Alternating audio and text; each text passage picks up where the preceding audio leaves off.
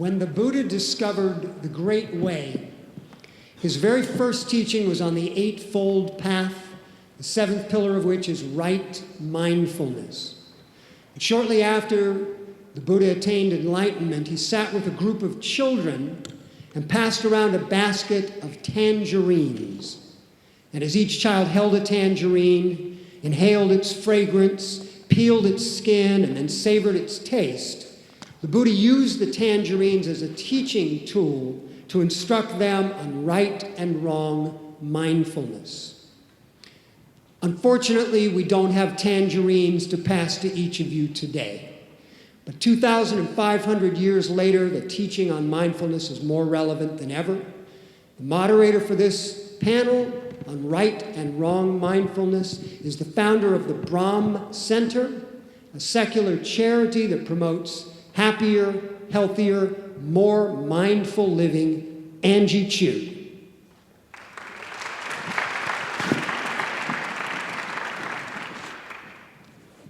Thank you, Brian. So welcome back, and I see that many people have disappeared, so I'm not sure whether because they all know about mindfulness or they're just mindfully going into the toilets. I have with me three distinguished speakers. I'm just noticing they're all men. And so on my left is Reverend Kyo, who's a resident minister at the Berkeley Buddhist Temple, a Pure Land Buddhist tradition that has the largest following in Japan. And has been introduced to the US over 120 years ago. He was born and raised in Hiroshima. Reverend was ordained in 1999 and has spent the last 2 decades in the US. And he has a PhD in Jodo Shinshu Buddhism and an MA in comparative studies between Jodo Shinshu and Christianity in Berkeley. Then on my far right is Dr. P.L. Wapola, and he's a primary care physician working in a primary care setting in Toronto, educating doctors and patients on mindfulness. After completing his degree in medicine, he completed a PhD in cardio research. And he has developed a keen interest in Buddhist practice of mindfulness meditation and sutta study, and has been in collaboration with University of Toronto on research. And on my right is the youngest, I believe, of the three here. He was born in Tasmania, Australia, so we might be expecting an Australian drawl. He has a PhD in Buddhist philosophy and cognitive neuroscience. His primary interest is in how contemporary society meets ancient wisdom traditions. He works in conjunction with the Mind and Life Institute and has his contemplative training in the Thai forest and Burmese traditions. So before we start, I'd just like to take this opportunity, which I didn't take it earlier on, to thank two very special people who put this conference together. 2 years ago when they approached me and Ajahn Brahm and said, could they organize the conference, I think they had no idea how ginormous the effort's going to be. And the first thing Diana said to me when I arrived here is, I'm going to kill you. So I'd like to take this opportunity to thank these two special people, Diana Chen and Coleman Fung. Could we give them a resounding round of applause for their efforts?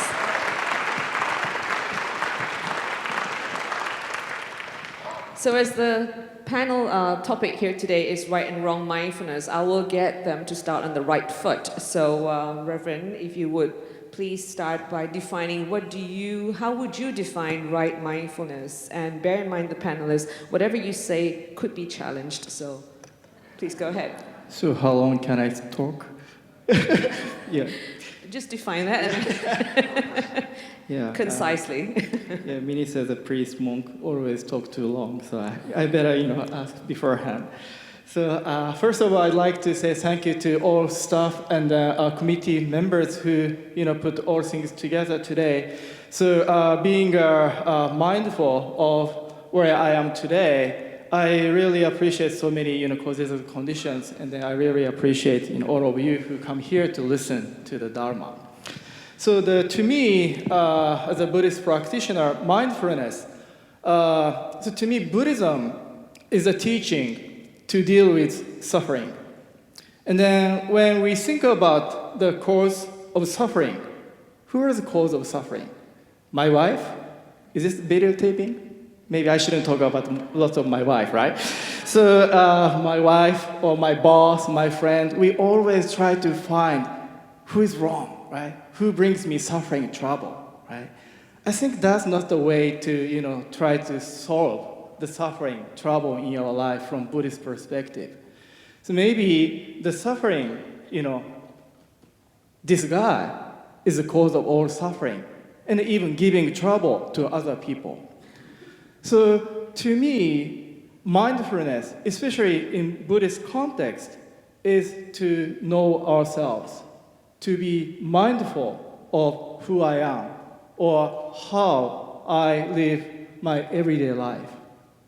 And then by doing so, we can have a different perspective of suffering, trouble, hardship in everyday life. And then I think that's the first step we can start dealing with or kind of starting a treatment of suffering. So in that sense, right mindfulness, especially from, since I'm a Buddhist practitioner, from Buddhist perspective, right mindfulness in the context of Buddhism is kind of to know myself, to know who I am. Okay, thank you, Reverend. So over to you, PL. Actually, I don't know whether I'm even qualified to be here because my wife always says my mind is full. You're not mindful. So anyway, the term mindfulness was first coined by Rice Davis in 1818. That's a long time ago. So it was translated from Pali word sati. Sati means ability to remember. So he termed sati as mindfulness, translates sati as mindfulness. So for mindfulness can be different. The faculty of mindfulness can be different from right mindfulness. I can come back to it a little bit later. So right mindfulness is a part of the Eightfold Path, whereas faculty of mindfulness, which is found in Indriya Vibhanga Sutra, he talks about the ability to remember what's said a long time ago. That's like a more memory. So we can talk in terms of memory later on if you like, but I want to make this difference at the onset. So right mindfulness is a part of the path at the seventh factor of the Noble Eightfold Path, which after passing through right view, starting with the right view, right intention, right speech, that right intention will lead to right speech, right action, right livelihood, and then you put the right effort to keep this up, and eventually the seventh factor being right mindfulness, which leads to, if you practice it right, right meaning samma, the word samma is translated right, but it's not the ordinary language sense of right and wrong, it is the just right, enough to reach the next step of the Noble Eightfold Path, which is right concentration, or Ajahn Brahm calls it the right stillness, which is, I think, is a better term. So along that path, do you have a definition for wrong mindfulness? Wrong mindfulness it starts from the wrong view with ignorance. Ignorance is not having knowledge. It's more that it's a willed ignorance. People don't want to accept the truth as it is. So from there, with ignorance, leads to wrong view and wrong intention and so on. So wrong speech, wrong action, wrong livelihood, wrong effort, and it leads to wrong mindfulness, which is called miccha sati in Pali. Thank you. Reverend, do you have a definition for wrong mindfulness? Yeah, so I talked about since I'm a Buddhist practitioner, from Buddhist perspective, know yourself. So maybe to me, the definition of wrong mindfulness would be kind of try to be mindful without knowing myself, just trying to figure out things all around us without looking into ourselves. Thank you. So Julian, what's your view on mindfulness and how do you see that as part of our existence today, given the troubled world that we're in from your research? Just quickly before I answer that, just correct that my current doctorate is in Buddhism and cognitive neuroscience. However, my actually complete doctorate is in literature and philosophy, so I didn't want to falsely claim that. So my work with mindfulness is a bit different. It focuses more on secular mindfulness and socially engaged Buddhism. So it looks at what's emerging with the mindfulness revolution, particularly in the United States, but in Australia and globally.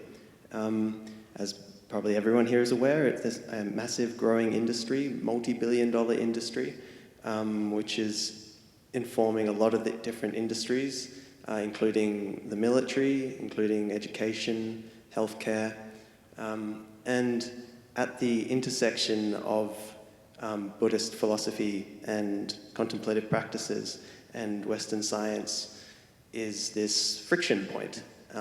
What is going to happen there? Is there a genuine dialogue that is going to take place? Or are we talking about more of an imperialistic or colonialistic adoption of contemplative practices by the West? What role and what relationship does this bear to capitalism and neoliberalism in a society where productivity is the real God? Is mindfulness going to be simply co-opted to make us more profitable members of that society? Those are the questions I'm interested in. Great. So, Reverend, do you see a problem with secular mindfulness or mindfulness being extracted from the Buddhist tradition and promoted in itself? Do you see that as an issue, and if so, in what way? So yeah, I think mindfulness is very now catchy and a broad word, and then we can see mindfulness everywhere, right? So there is some mindfulness kind of outside of the context of Buddhism. So I think that's fine. So there should be many different types of mindfulness. But I, as a Buddhist minister, and then who encourage people to live with Dharma. So I want to see people. So if you practice mindfulness, I think it's nice to look at yourself and then try to change yourself, and then eventually leading to change the world, right? Ajahn Brahm, in his keynote today, he talked about change the world.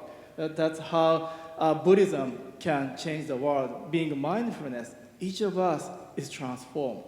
And then eventually this world could be changed, more peaceful, harmonious society. Thank you. How about you, PL? What's your view? Secular mindfulness movement started actually when John Kabat-Zinn in 1990 started this medicalizing mindfulness to a treatment program. Buddha never intended this as a treatment program. The original intention was to end suffering. And this was confirmed by Richard Davidson recently, 2017. He said, the mindfulness is not for treatment per se, it is to end suffering.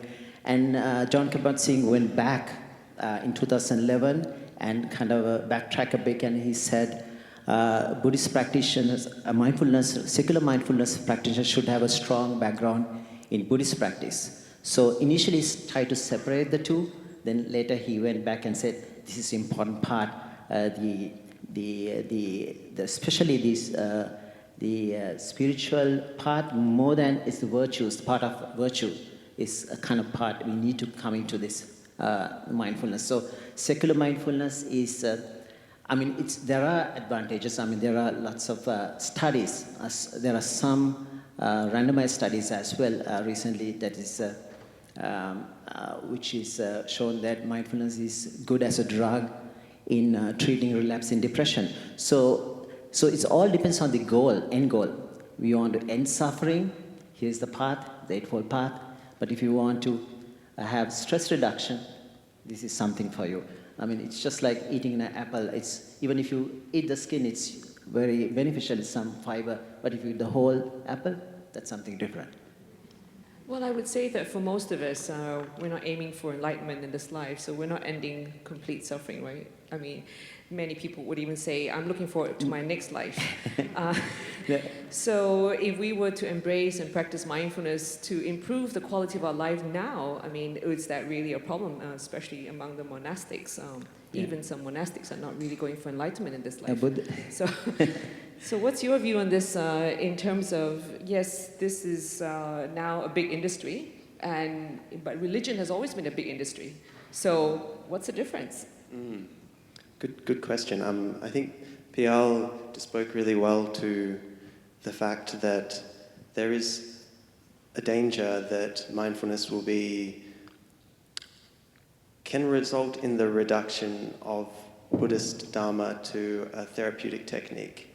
And I think most of the monastics here would see that a loss inherent in that. And that comes to questions of what is being transmitted with mindfulness-based stress reduction, dialectical behavior therapy, ACT, and a whole range of other therapeutic techniques using Buddhist practices.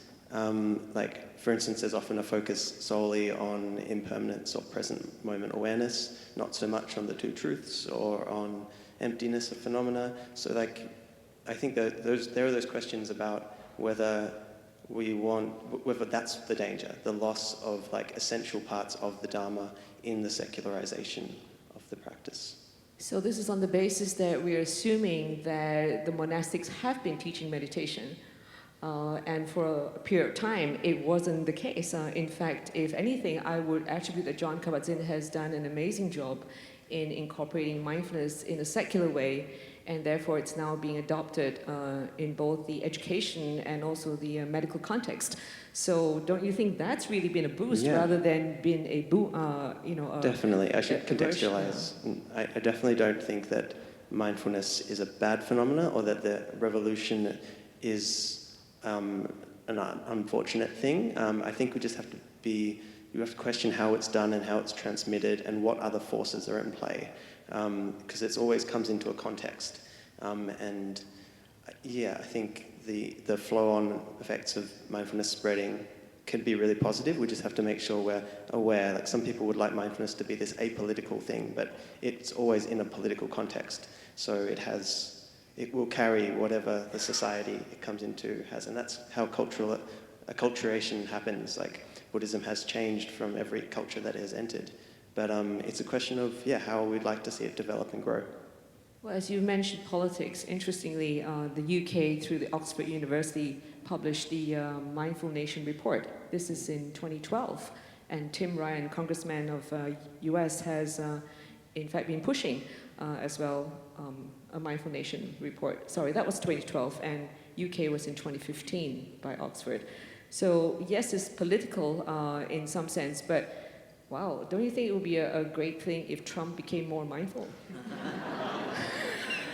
I don't think there are also if that mindful, was ever possible, There are mindful snipers as well. Like, that's my question is around, like, ethics has been carved off by the mindfulness movement as it's come in secular society. So there's a question of what aspects of the Dharma we're losing out. Like, if Trump just becomes more attentive and concentrated, that's not necessarily going to be a positive thing for the world. Yes, PL, you have something to comment on? Yes, I think the definition of John Kabat-Zinn's was the key word was non-judgmental awareness. That's kind of misleading because in Buddhist teachings, Buddha never talk about non-judgmental. There is always skillful judgment going on. Buddha actually took a metaphor, mindfulness as a gatekeeper. This is a skillful gatekeeper. He knows he's mindful, he's alert, and he knows what's going on, so he has to get a feedback. Atapi, Sampajano, Satima. These are the three essential qualities of right mindfulness. Atapi, you have to put the effort, the right effort, to discriminate between skillful and unskillful. Sampajano is the feedback, that is the more wisdom part of it, and the Satima is remember to do that repeatedly. So this is a skillful gatekeeper. So sometimes this word non-judgmental awareness can be misleading in this original definition of John Kabat-Zinn. So I believe this is sometimes get too diluted over time, and now it's becoming more like a fast food, like a Mac mindfulness and so on. So it's got to be careful this when you define these things. And also there's no consensus. Even the scientists now come to the last paper on mind hype. They're talking about there is no consensus on the definition. Even in the research can be problematic in the future. So they are at a crossroad right now trying to define mindfulness. So Bhikkhu Analeo specifically recent paper 2018, he said we need to inject more a textural, like a depth into mindfulness from sutras. So I think getting into the four foundations of mindfulness is a very important part of the right mindfulness definition. So I think that there's always been a contention in how John Kabat-Zinn's definition has sometimes been misinterpreted. When he defines paying attention in the present moment non-judgmentally, what he was trying to do is to say that can we be present without the biasness and the prejudice, so we can be really aware of the situation as is. So it's not to say that won't be judgment. I don't think our mind is capable of just not having thoughts and making judgment. It's how to be able to consciously put that aside so we could interact with an individual or look at the situation without our biasness and the anger that comes with the biasness. So, I mean, as both having been a Buddhist and also now teaching secular mindfulness, what I see it's the attraction of people coming to learn meditation without worrying that they will be converted or they have to be religious. And really, is ethics unique to religion? I mean, are we saying that a free thinker or an atheist is not ethical? I mean, I think sometimes they can be more ethical. So, what's your view, Reverend?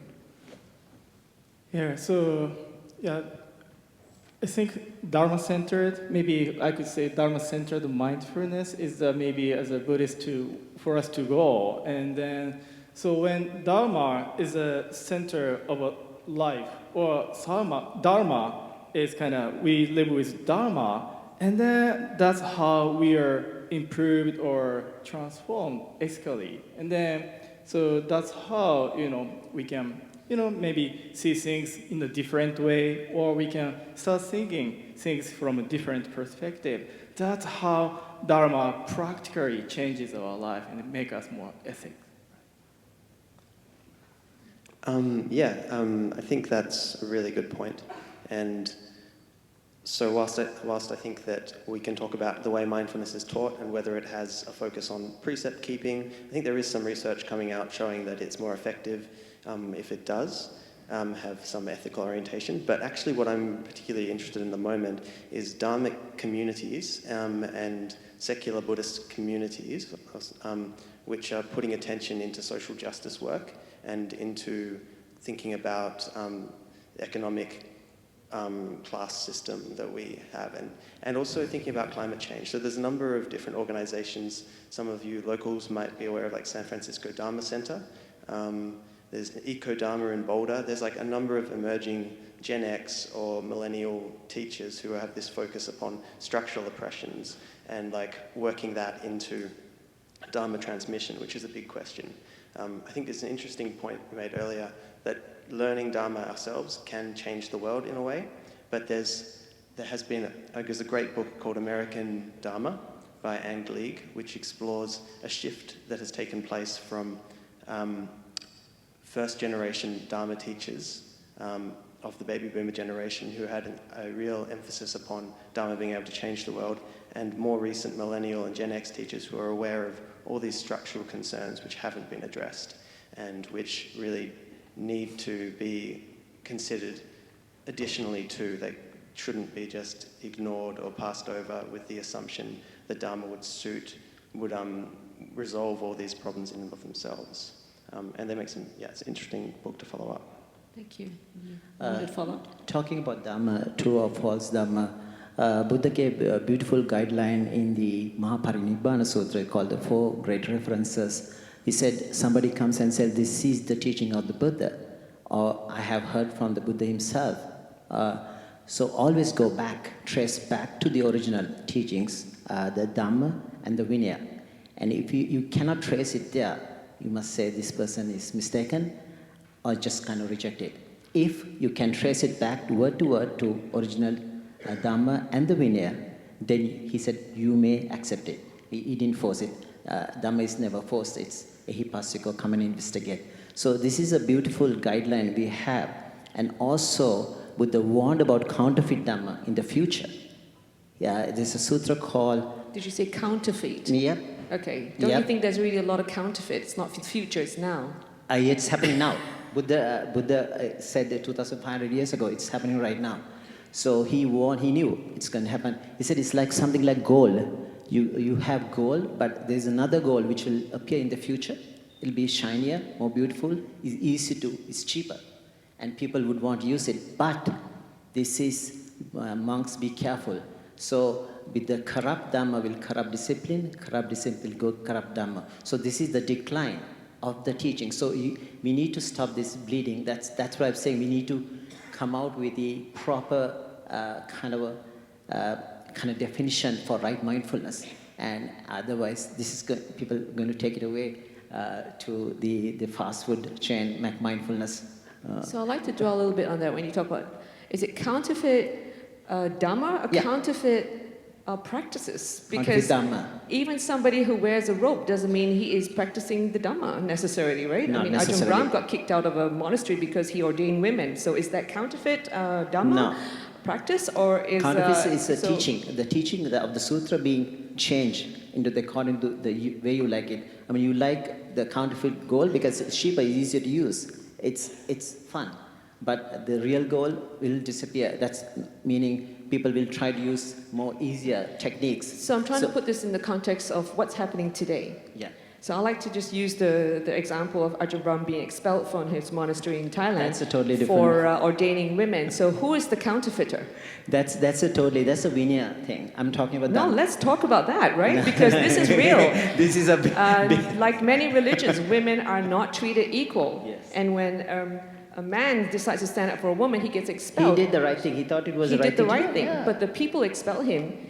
Feels that they're that's doing the their- right thing. their So problem. who is the counterfeiter? It's their thinking. I mean, you don't have to fit into a certain framework or ideas. Yeah. I mean, you have to do what you think is right at the end for human suffering. If somebody is ready to take on this path, you should. It doesn't matter female or male. You should let them be. Let them carry on. So you should encourage that. So I think he did the right thing against all. So this is what's scary about being right or wrong, right? There is this sense of I'm right and you're wrong. So Yeah. and is this the human mind, or is this really the Buddha's teachings, or we just want to be the righteous one? So Reverend, what's your view on this? I mean, and if you could explain in Japanese Buddhism, although you're Reverend, you're married, you've got hair, and I have a and how did children. this happen? Thank you Is very this much. right? Is this right monasticism or wrong? So, could we explore that? Yeah, when I got this topic for our panel, what is right and wrong mindfulness, I started wondering, what does it mean? So who make a judgment, right and wrong, right? So always this kind of dualistic, judgment is issue in Buddhism, right? And then usually our ego, our ignorance is a kind of criteria on which we make a decision, this is right, this is wrong, right? So, and then in many cases, because of, based on our ego or ignorance, that's why we humans make a wrong decisions, wrong judgment, right? So that's why here, right and wrong mindfulness, I think, again, Dharma-centered, always Dharma is the center when we make a judgment, we make a decision. I think that's the way to go as a Buddhist. And then, that's a very good question. So we are Jodo Shinshu Buddhism. Japanese Pure Land Buddhism started 12th century. And then our founder, he was a monk, but somehow he was kicked out. And then kicked out, or he left the monastic life. And then he exposed himself into the, just a common people. And then spreading the Dharma, and then live a kind of similar life as a Buddhist. And then I think that's how he started being a mindfulness. How, like a lay people living day-to-day life. And then that's how he became more mindfulness, the reality of this samsara. And then how we should address, spread the Dharma into those people in suffering in a secular way. So that's how our tradition started. And then we ordained, but we still have a hair, and then we have marry. So it's kind of strange, Buddhism, but it works. And then many people kind of attracted to this teaching, right?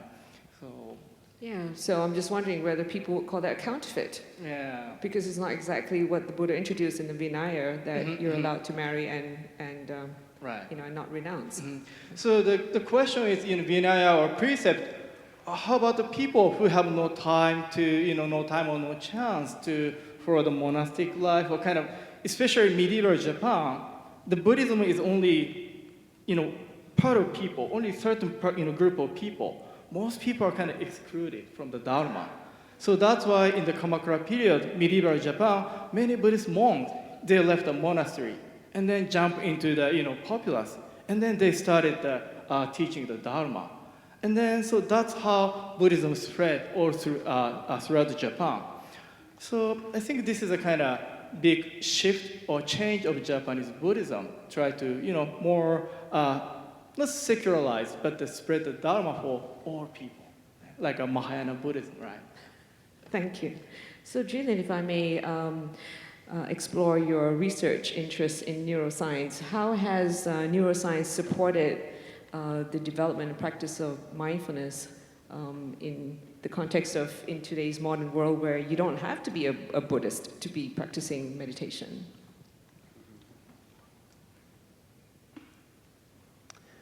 So, that's a big question. There's a lot of research coming out about a whole range of different effects that mindfulness practice may or may not have on the brain, and a lot of it is very positive, a lot of it's very optimistic. I recently attended the Mind and Life conference, a Summer Research Institute, which Pial has attended, I think, previously, which is sort of more or less a convergence point for neuroscientists and contemplative scholars. It's really exciting work, and it's been a driving force behind the mindfulness revolution.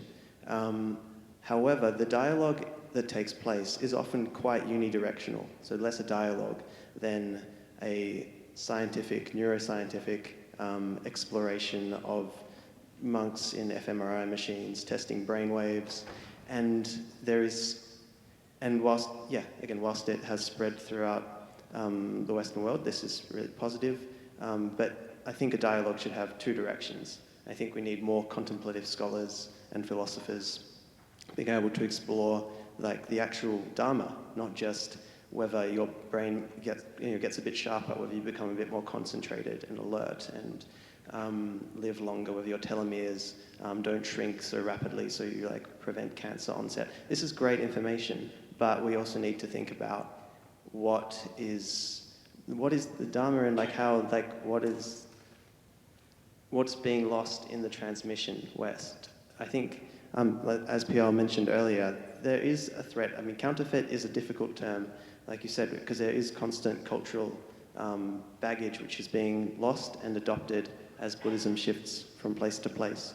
But I think there's a tendency for power to go unnoted.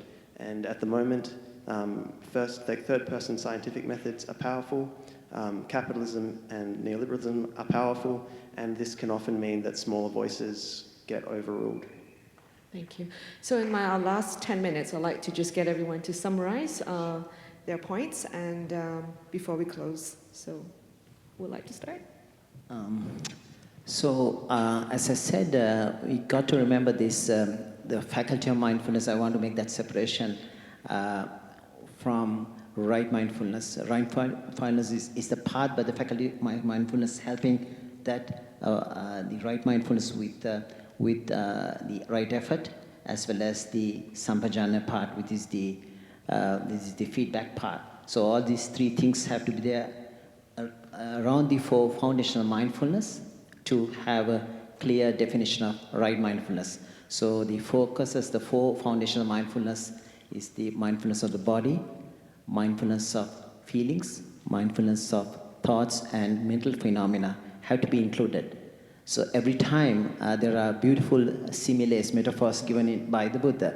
Every time we get into trouble, we go outside our ancestral domain. There are two similes. The story is about the quail who went outside the domain and a monkey who got caught to the hunter. So every time, you need to think of in these four frameworks or contemplation of mindfulness to get the full depth of right mindfulness. Thank you. Reverend?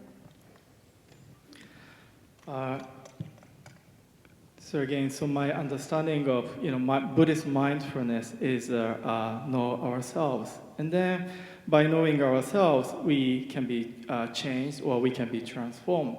But how can we become more mindful of my everyday life? How can we see things more clearly? I think our tradition put much emphasis on the light from the Buddha, light from the Dharma. So we humans, maybe we don't have a good eyes to see things as they are, but with the guidance of Dharma or with the guidance of light of Buddha, especially Amida Buddha, and then now we can see things more clearly. And then that's how we can become more mindful of things all around us. And then, of course, myself. And then that's how we practice mindfulness. And then that's how we become changed, transformed. And then by each of us changing this way, and then collectively, society, community has been changed with the power of Dharma. And then this whole world become more peaceful and then wonderful world. Thank you, Reverend. Julian?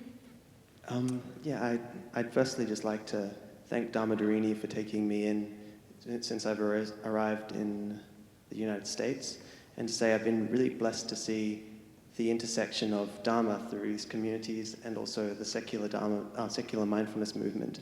So looking at that intersection, I feel like there's so much potential for fruitful dialogue and for global change. However, the concern I'd like to raise, I just end with someone else's words. Slavoj Žižek wrote that mindfulness is establishing itself as the hegemonic ideology of global capitalism, by helping people to fully participate in the capitalist dynamic while retaining the appearance of mental sanity. He's known for big pronouncements, but his concern is that Western Buddhism may provide the perfect ideological supplement for the smooth running of global capitalism. So the concern is just to avoid that happening, to try and ensure that we're aware of the structural realities that we're arriving in when we're practicing, when we're teaching mindfulness secularly and in Dharmic communities, and it's not a contextless phenomenon. Thank you, Julian. And I would just like to end the session by saying that I would consider wrong mindfulness coming with the wrong intention on why we teach or why we live a certain way of life. A sniper is very mindful. He is completely focused on getting his target, and the outcome would be harmful because the act of killing is considered harmful by any definition of a religion or ethics.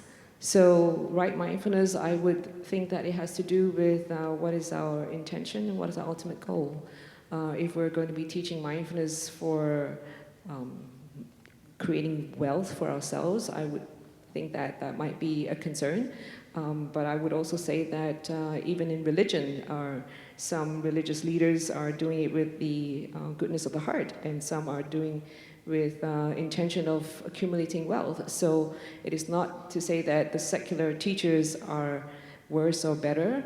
I would caution that everyone chooses the teacher that they decide to go with, whether it's secular mindfulness or religious mindfulness or anything for that matter. Is buyers beware. So I think that all of us need to access our inner wisdom, follow the Buddha's teachings. The Buddha himself never said follow him or his successor, but to always follow the teachings. So with that, I thank you all for your attention, and thank you the panelists for this session.